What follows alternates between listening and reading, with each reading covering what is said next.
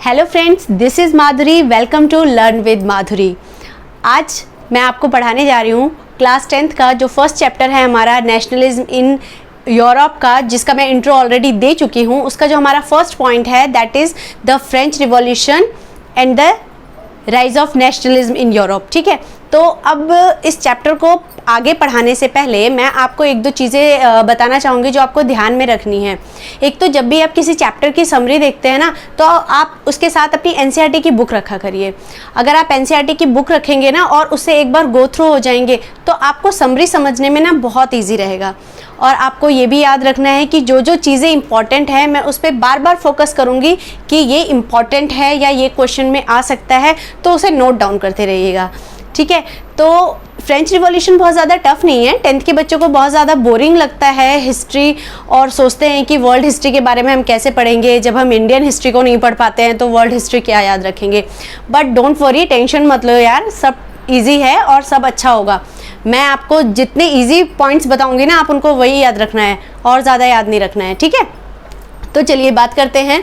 French revolution 10th में बच्चे पढ़ रहे हैं तो हम ऑलरेडी 9th में पढ़ चुके हैं। ठीक है, हमें वो सारे 3 स्टेट्स पता हैं जो हमने 9th में पढ़े थे। First clergy, second nobility and third peasant state, है ना। और किस राजा का शासन था वहाँ पर, बताएगा कोई? सबको नाम याद हो गया होगा आई थिंक, कितनी बार पढ़ कर। लुईस 16, जी हाँ, लुईस 16। लुईस 16 क्या थे? एक तानाशाह कह सकते हैं हम उनको, है ना। डेस्पोटिक रूल था उनका। तो फ्रेंच रिवॉल्यूशन के बारे में एक ओवरव्यू तो हम 9th में, ओवरव्यू क्या पूरा ही पढ़ चुके हैं। यहाँ ओवरव्यू से हमें थोड़ा सा रिवीजन लेना था, तो आई थिंक रिमाइंड करा दिया है मैंने सबको ये सारी चीज़ें, है ना। तो अब 10th में क्या है फ्रेंच रिवॉल्यूशन के बारे में? जैसे 9th में तो हमने सारी डिटेल पढ़ी है कि भाई लोगों ने कैसे असेंबली फॉर्म की, कैसे वहाँ पर मोनार्ची को हटाया, कैसे लुईस 16 को एग्जीक्यूट कर दिया गया, बहुत सारी चीज़ें थी उसमें। तो 10th में क्यों दे दिया वापस से? इसलिए दे दिया कि हमें उसमें देखना है कि नेशन स्टेट निकल के फ्रांस कैसे आया। ठीक है, तो शुरुआत करते हैं कि देखिए फ्रांस में जो हम कह सकते हैं पूरे वर्ल्ड में फ्रांस एक ऐसा नेशन था जिसका जो नेशनलिज्म वाली जो फीलिंग थी ना, फर्स्ट क्लियर एक्सप्रेशन वो फ्रांस की क्रांति से आया था। जो कि कब हुई थी? एक डेट आपको हमेशा माइंड में रखनी है, 14 जुलाई 1789। ठीक है, इस दिन क्या हुआ था? बेस्टाइल पैलेस पर लोगों ने हमला कर दिया था और वहाँ के जितने भी प्रिजनर्स थे ना, उन सबको छोड़ दिया, भगा दिया, मतलब भागो यहाँ से।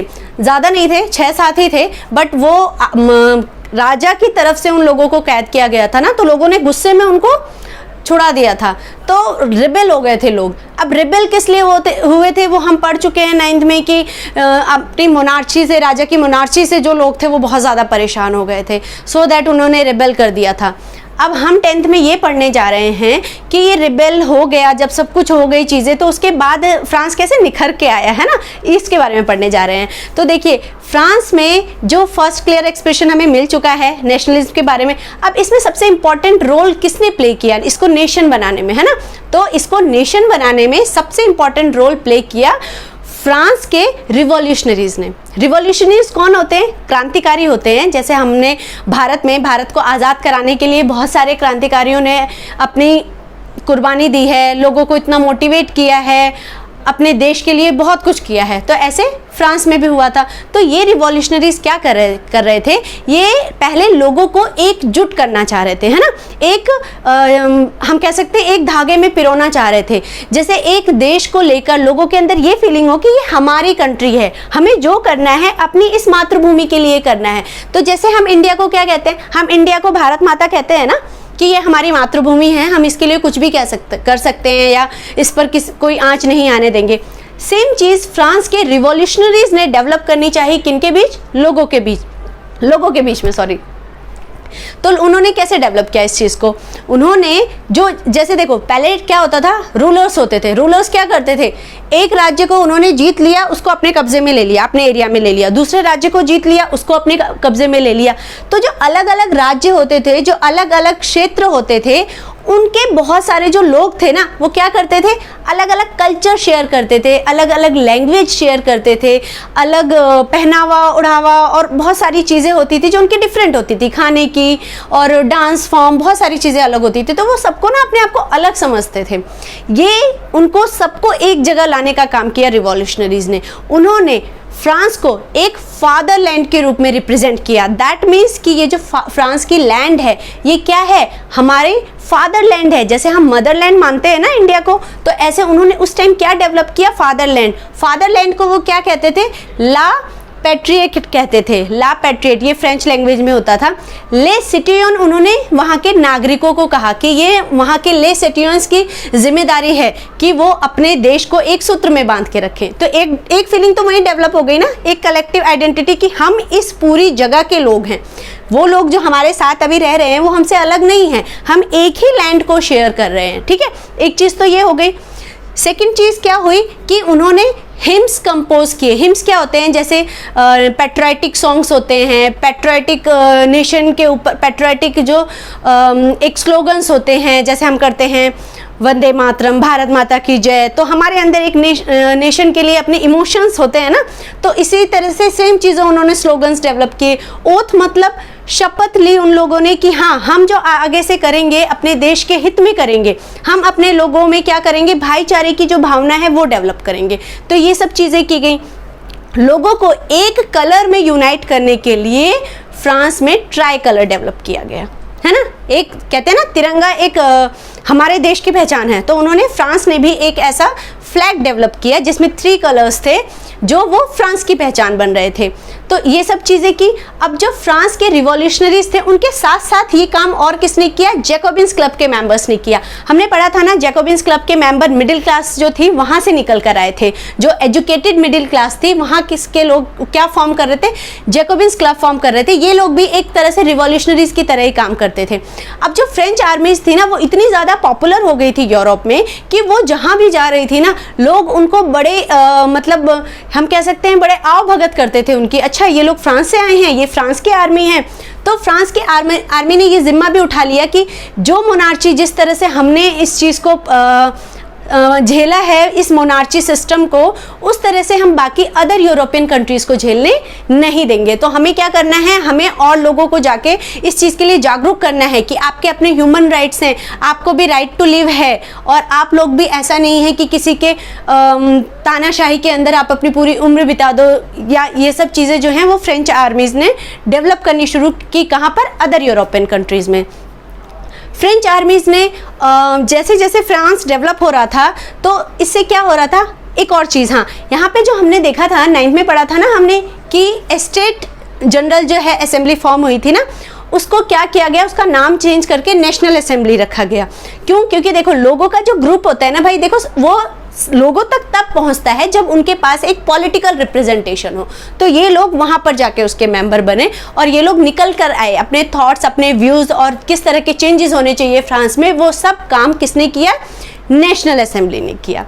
ठीक है, नाउ अब बात करते हैं कि ये जो असेंबली फॉर्म हो रही थी लोगों की, इसने क्या किया, इसने सारे फ्यूडल ड्यूज जो थे वो सबको क्या किया है, खत्म किया, मतलब एबॉलिश कर दिया। लोगों पे अब कोई प्रेशर नहीं है कि आपकी जो पहले से ज़मींदारी या सर्फडम चली आ रही है, आप गुलाम हैं किसी के, तो आपको वो चीज़ें मतलब क्लियर करनी है, आपको किसी के अंडर में हमेशा रहना है। अगर कोई मान लो किसान है, उसकी बहुत सारी ज़मीन किसी लैंडलॉर्ड के पास थी, तो उसका बेटा भी उस ज़मीन पे काम कर रहा है, फिर उसका बेटा हुआ, उसका बेटा भी उस ज़मीन पे काम कर रहा है। तो पीढ़ी दर पीढ़ी जो चीज़ें चली आ रही हैं ना, उस सब चीज़ों को एबॉलिश कर दिया गया। और एक जितने भी ट्रेड बैरियर्स थे, कस्टम बैरियर्स थे, उन सबको क्या किया गया, हटा दिया गया। मतलब भाई रीजन है तो आपका कस्टम जो है वो अलग है, आपका जो मेजरमेंट और वेटिंग स्केल है वो अलग है, दूसरे का अलग है। तो उस चीज़ों को थोड़ा सा क्या करा गया, कम किया गया, ताकि लोग इजीली एक दूसरे के पास जाकर ट्रेड कर सकें। ठीक है, तो ये जो हमारा है फ्रांस में, ये सारे बहुत सारे चेंजेस आए। ठीक है, फ्रेंच आर्मीज़ ने मूव करना शुरू किया कहाँ, हॉलैंड, बेल्जियम, स्विट्ज़रलैंड, बहुत सारी अदर यूरोपियन कंट्रीज़ में। तो नाउ एक इम्पॉर्टेंट टॉपिक आने वाला है, जब फ्रांस में एंट्री होती है नेपोलियन की। नेपोलियन क्या है? नेपोलियन कौन है? नेपोलियन कुछ लोगों को लगता होगा कि ये कुछ के लिए हीरो है, कुछ के लिए विलन है ना, तो ये मिक्स कैरेक्टर है एक्चुअली। तो इसमें क्या होता है, नेपोलियन जब फ्रांस में एंट्री लेते हैं, अब कैसे लेता है नेपोलियन फ्रांस में एंट्री?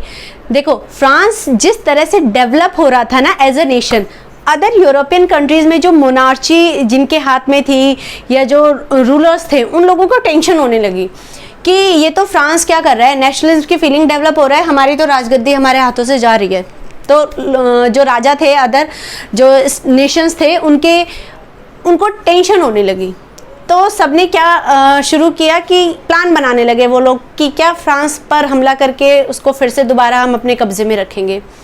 तो ये जब सिचुएशन चल रही थी, उस बीच में एंट्री होती है नेपोलियन की, और नेपोलियन फ्रांस पर कब्जा करता है, फ्रांस में आता है, एक्चुअली एंट्री लेता है, और ही सेड कि आपको, फ्रांस को मैं इन लोगों से बचाऊंगा।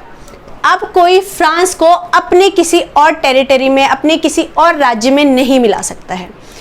तो ऑब्वियसली फ्रांस के लोगों को क्या लगा, भाई हमारा मसीहा आ गया हमें बचाने के लिए, जो हमने स्ट्रगल लड़े थे इतने, वो सब मिट्टी में मिलने वाले हैं और अब हमें कोई आ रहा है बचाने के लिए। तो उन लोगों को क्या लगेगा कि नेपोलियन भाई बहुत अच्छा है, अब ये जो करने वाला है हम इसके साथ हैं क्योंकि ये हमें बचाने के लिए आ गया है।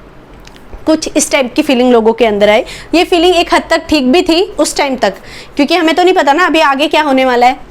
सो क्या हुआ, जैसे ही नेपोलियन ने एंट्री ली, अब नेपोलियन ने चेंजेस शुरू कर दिए फ्रांस में। उसने अपने आप को एक लीडर की तरह रिप्रेजेंट किया फ्रांस में, और लोग बहुत खुश थे।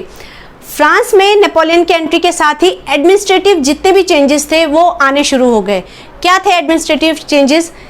ये थे कि जो लोग वहाँ पे अभी परेशान थे, किन चीज़ों को लेकर परेशान थे? भाई मोनार्ची तो हट गई थी, तो और कौन से चेंजेस होंगे जो लोगों को चाहिए? अभी भाई लोगों को चाहिए कि हम एक जगह से दूसरी जगह जा रहे हैं तो हम ईजिली जा सकें। तो नेपोलियन ने एक अच्छा काम किया, बट उसने डेमोक्रेसी को भी डिस्ट्रॉय किया। अब डेमोक्रेसी कैसे डिस्ट्रॉय हो गई फ्रांस में? क्योंकि भाई मोनार्ची से तो अभी लोगों ने रिपब्लिक एक तरह से बना था फ्रांस, वो दोबारा नेपोलियन ने डिस्ट्रॉय की। अब जो फ्रांस है वो अब दोबारा लोगों के क्या हो जाएगा, नेपोलियन के अंडर में आ जाएगा दोबारा से। सेम चीज़ जो उसने लुई 16 के टाइम पे फेस की, वो सेम चीज़ वो नेपोलियन के अंडर में फेस करेंगे। कैसे करेंगे ये आगे इसी चैप्टर में पढ़ेंगे हम लोग। तो क्या क्या नेपोलियन ने, उसने पहले लोगों के जो कम्युनिकेशन बैरियर्स थे उन सबको ख़त्म कर दिया। ठीक है, जैसे ट्रांसपोर्टेशन बैरियर ख़त्म कर दिए, फ्यूडल सिस्टम्स, मैनोरियल ड्यूज, ये सब खत्म कर दिए उसने। अब ये क्या है देखते हैं। मान लो कम्युनिकेशन बैरियर क्या है, मान लो आप देखते हो ना टोल टैक्स, आपको एक जगह से दूसरी जगह जाने के लिए टोल टैक्स देना होता है। तो पहले क्या था, उस टाइम पे वो अमाउंट ज़्यादा रुपए में पे करना पड़ रहा है, रुपए वहाँ की करेंसी नहीं है। हाँ, एक और चीज़ की नेपोलियन ने कि वहाँ पर ना एक करेंसी कर दी पूरे फ्रांस में। जैसे पहले बहुत सारी करेंसीज थी ना, तो उनको क्या कर दिया उसने, यूनिफॉर्म किया, एक रैशनल, एक यूनिट का नाम दिया। उस एक करेंसी से क्या हुआ, अब लोग जो हैं वो सब जगह क्या कर सकते हैं, ट्रेड कर सकते हैं।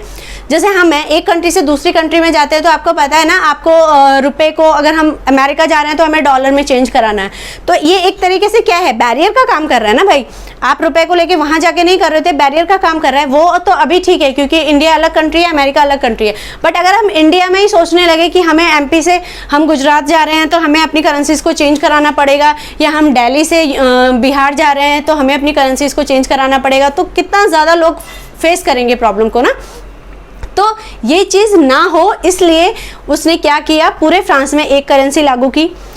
जितने भी लोगों को ट्रांसपोर्टेशन में दिक्कत होती थी कि आपको टोल टैक्स देना है, भाई जितने का सामान नहीं लेके जा रहे उससे ज़्यादा तो उन्हें टैक्स पे करना पड़ रहा था, तो वो भी ख़त्म कर दिया उसने।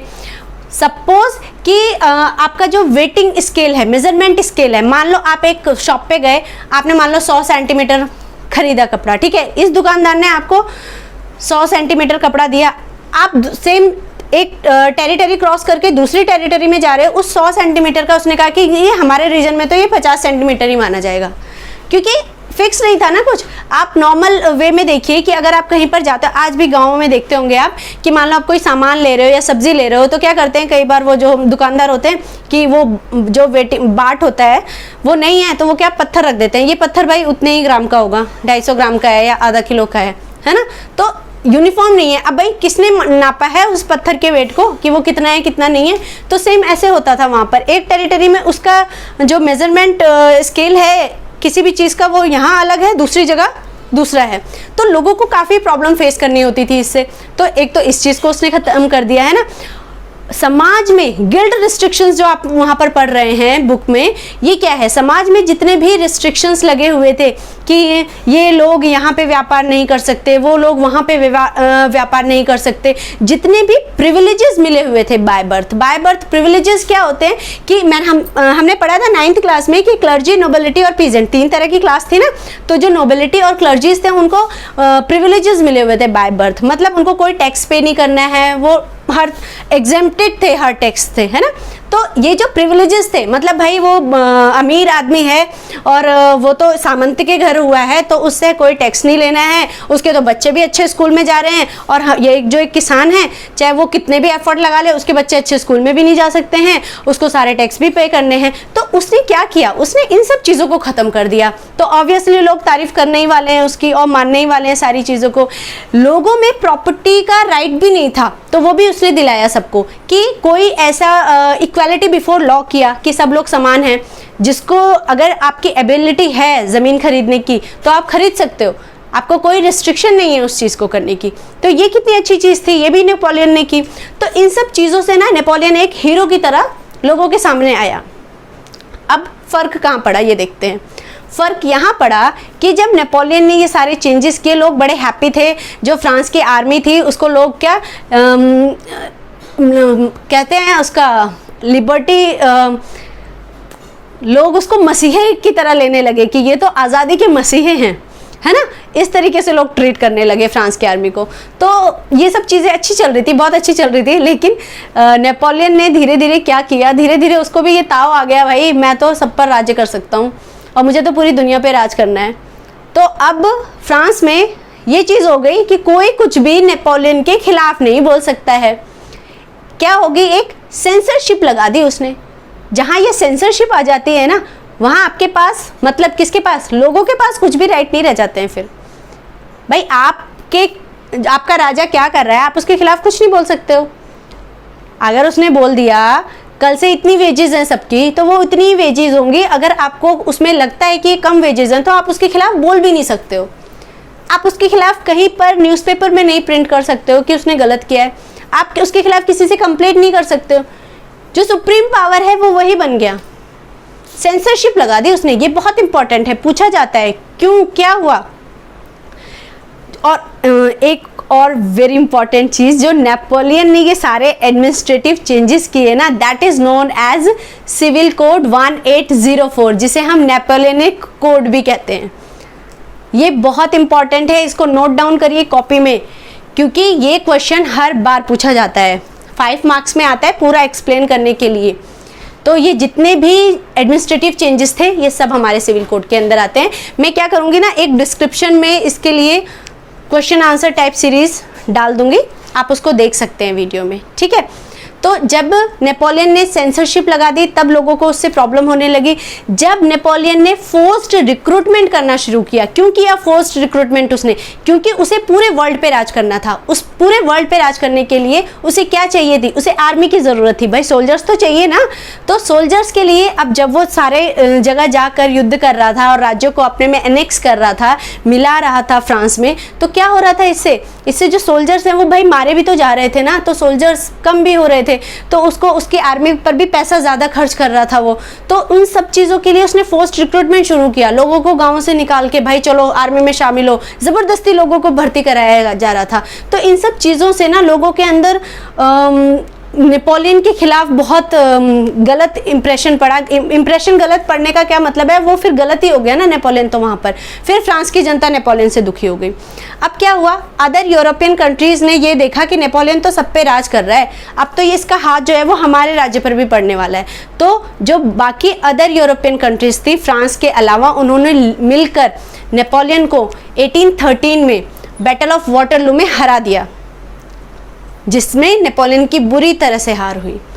और उसके बाद एक कांग्रेस ऑफ वियना साइन किया गया। क्या था ये, एक ट्रीटी थी कांग्रेस ऑफ वियना, जिसमें क्या करा गया, इसमें ये किया गया कि हर कंट्री को बाउंड कर दिया गया, अदर स्टेट्स को, कि हम लोग अपने राज्यों में और दूसरे राज्यों को एनेक्स करने के लिए कोई भी इस तरह का वॉर नहीं करेंगे या कोई एक दूसरे पे हमला नहीं करेगा। आप समझ रहे हैं, उसमें आपको एक पिक्चर दी है एनसीईआरटी की बुक में, आप लोग देखिएगा, कांग्रेस ऑफ वियना है ना। तो कांग्रेस ऑफ वियना एक ट्रीटी, एक एग्रीमेंट है। तो वो कई बार 1 मार्क्स में पूछ लेता है कि कांग्रेस ऑफ वियना क्या है, ये कौन से ईयर में हुआ था, तो आपको याद रखना है 1815 में हुआ था, ठीक है। बैटल ऑफ वाटरलू में हराया गया था नेपोलियन को, ये भी पूछा जाता है, 1 मार्क क्वेश्चन में भी आ जाता है ये, ठीक है। तो ये हमारा जो था ये फर्स्ट टॉपिक था। इसके आगे का जो भी टॉपिक है वो मैं आपको नेक्स्ट वीडियो में समझा दूंगी अच्छे से। और आप इस वीडियो को, अगर आपको अच्छा लगता है कि हाँ ठीक है मैम ने अच्छा समझाया है, और आपको लगता है कोई भी डाउट भी है, तो आप उसको कमेंट सेक्शन में बता सकते हैं। चैनल को ज़रूर सब्सक्राइब कर लीजिए, सो दैट मैं जो छोटे छोटे वीडियोस और भी अदर टॉपिक्स पे बनाती रहती हूँ जो बहुत ज़रूरी होते हैं बच्चों के लिए, तो वो आपको नोटिफिकेशंस मिलते रहेंगे। और वीडियो को लाइक ज़रूर करिए, अपने फ्रेंड्स में ज़्यादा से